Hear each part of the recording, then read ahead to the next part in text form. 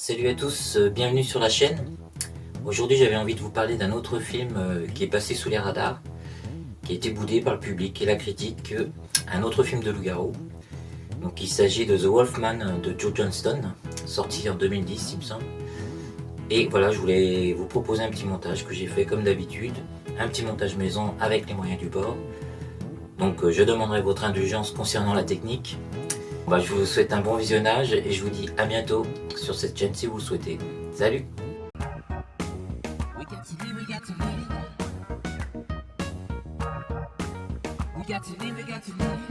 Wolfman est le remake de The Wolfman de George Wagner sorti en 1941. Un des derniers monstres créés par Universal après le Frankenstein de James Whale, la momie de Karl Freund et Dracula de Todd Browning. Il sera suivi d'une relecture luxuriante du Fantôme de l'Opéra d'Arthur Lubin et de l'exotique Étrange créature du lac Noir de Jack Arnold. L'acteur et principal interprète Benicio del Toro dira avoir été marqué par cette version. Ce rôle du malheureux Lawrence Talbot semblait effectivement lui être destiné, tant on retrouve la détresse presque enfantine de Lon Chaney Jr. dans son regard et sa stature. Confié dans un premier temps au réalisateur Mark Romanek, à qui l'on doit les passionnants Photo Obsession et Never Let Me Go, le projet sera soumis à Joe Johnston après la défection pour divergence artistique du premier. Joe Johnston a un parcours passionnant dans le cinéma. Il a aidé à façonner la légende de Star Wars en participant aux effets spéciaux, en travaillant sur les storyboards, les concepts visuels. Il participe également à la saga Indiana Jones, la série de SF Battlestar Galactica, Miracle sur la 8e rue, etc. Il aborde en 1989 la réalisation avec succès, puisque Chérie, j'ai rétréci les gosses remportera un grand succès.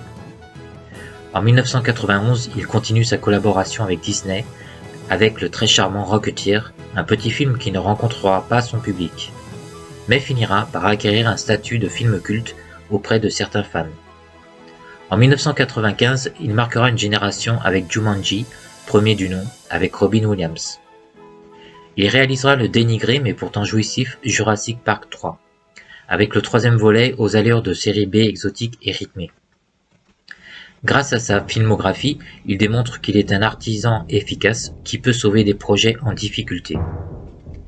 Il confirme son savoir-faire avec le très rocketeeresque Captain America First Avenger, avec la lourde tâche de présenter au public ce personnage qui aurait pu verser dans la caricature et le ridicule. Il s'en sort avec les honneurs et en fait un des super-héros les plus touchants du Marvel Cinematic Universe. En 2010, donc, il sauve le projet de The Wolfman, délaissé par Romanek. Il arrive à quelques semaines du début du tournage et prouve encore son efficacité en matière d'homme de main du studio, capable de porter un projet jusqu'à son aboutissement.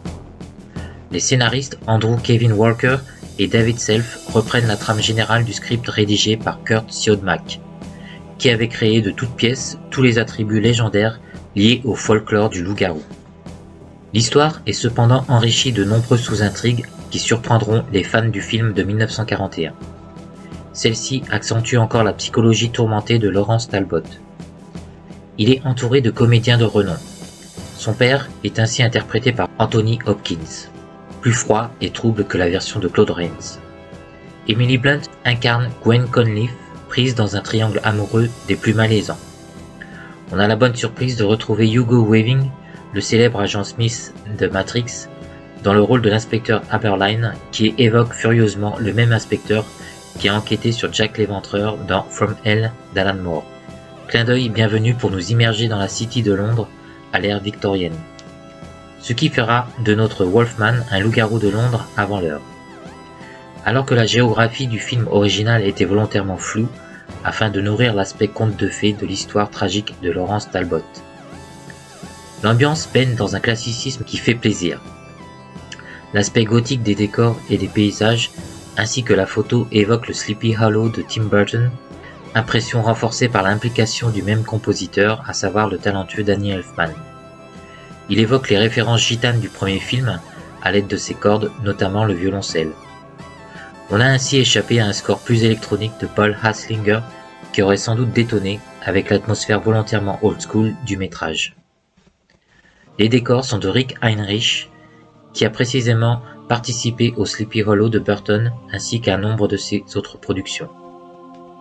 Les costumes sont très réussis également et sont le fruit de Milena Canonero, qui a collaboré avec Kubrick, Francis Ford Coppola, entre autres noms prestigieux. Passons au gros sujet maintenant, la conception et le maquillage. Qui d'autre que le grand Rick Baker pour cette tâche?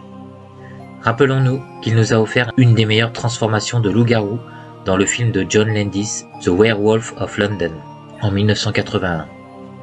On lui doit le King Kong de Guillermin, réalisé en 1976, qu'il interprète lui-même, sauvant au passage le film du naufrage, car Laurent Baldi n'ayant pas réussi à faire fonctionner son singe mécanique. De singe, il est encore question dans le mémorable Greystock, dans Gorille dans la brume, La planète des singes, ou même le Bigfoot et les Anderson. Il participera à nombre d'autres films mémorables en qualité d'effets spéciaux. Fan de Jack Pierce, le talentueux mais quelque peu oublié créateur du fameux Frankenstein de James Whale, de la non moins célèbre Momie de 1932 et donc du fameux Loup-garou de 1941, Baker souhaite être fidèle au design original. Il confectionne un maquillage détaillé à l'ancienne.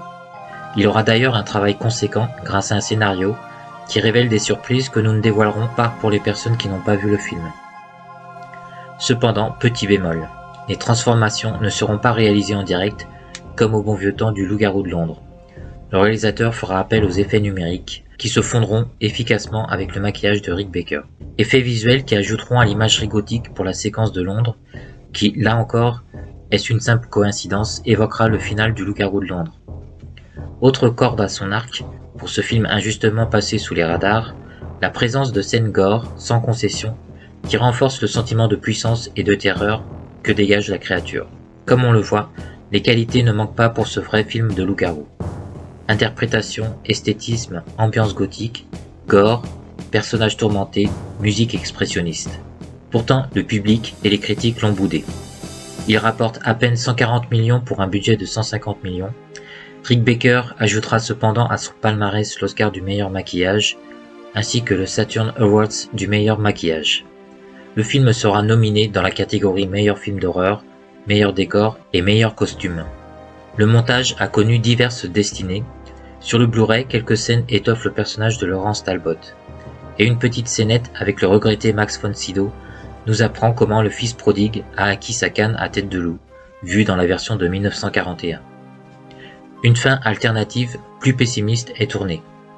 Le loup-garou tue l'élu de son cœur sans que celle-ci ait pu abréger ses souffrances d'une balle d'argent tirée à bout portant.